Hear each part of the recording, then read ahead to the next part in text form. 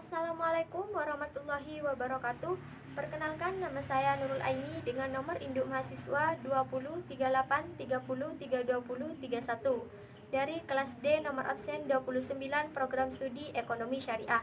Di sini saya akan menjelaskan tentang pengetahuan yang berhubungan dengan akhlak tasawuf dengan tema keterkaitan antara akhlak dan tasawuf. Yang pertama, pengertian tasawuf. Tasawuf berasal dari bahasa Sufi, yaitu kata-kata yang sering dipakai oleh orang Zahid yang bernama Abu Hashim Al-Kufi di Irak. Asal-usul kata Sufi adalah al-sufah yang berarti baik dan mulia, sof yang berarti barisan, sufi yang berarti suci, sopos yang berasal dari bahasa Yunani yang berarti hikmah, suf yang berarti kain wol, sufi yang merujuk pada kata safwah yang berarti sesuatu yang terbaik, tasawuf yang merujuk pada kata saf yang berarti bersih atau suci. Jadi, tasawuf adalah melakukan pengabdian kepada Allah dengan cara menyucikan diri, meningkatkan akhlak dan ketakwaan kepada Allah, membangun kehidupan jasmani dan rohani untuk mencapai kebahagiaan yang hakiki atau abadi. Ciri umum dari tasawuf ialah memiliki nilai-nilai moral yang bertujuan membersihkan jiwa yang hanya dapat diperoleh melalui fisik psikis serta pengekangan diri dari materialisme duniawi. Berdasarkan objek dan sasarannya, tasawuf diklarifikasikan menjadi 3 bagian, yaitu tasawuf akhlaki, yaitu tasawuf yang sangat menekankan pada akhlak atau moral yang hendaknya diterapkan dalam kehidupan sehari-hari untuk mencapai kebahagiaan yang nyata.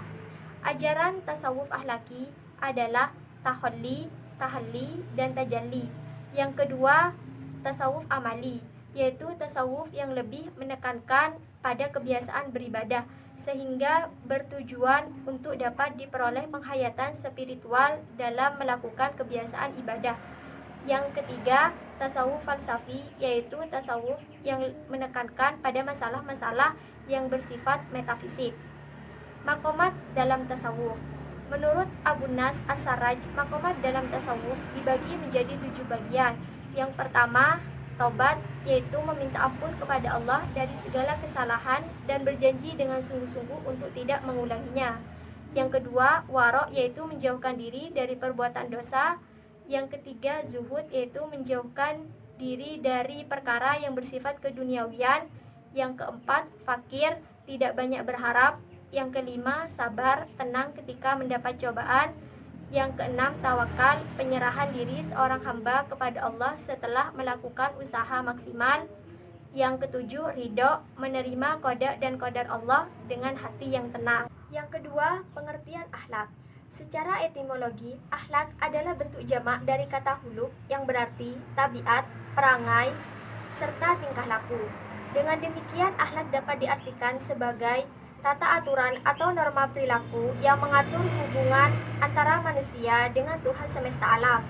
Sedangkan secara terminologi, akhlak adalah perbuatan yang tumbuh di dalam jiwa seseorang secara kuat sehingga menjadi kepribadian dan dilakukan dengan spontan tanpa paksaan atau tuntutan dari luar diri seseorang dan dilakukan dengan ikhlas hanya mengharap ridho Allah Subhanahu wa taala. Akhlak dibagi menjadi 2 bagian, yaitu akhlak mahmudah dan akhlak madmumah. Akhlak mahmudah adalah akhlak yang terpuji, contohnya pemaaf, pemurah, menepati janji, sabar, ikhlas, dan jujur.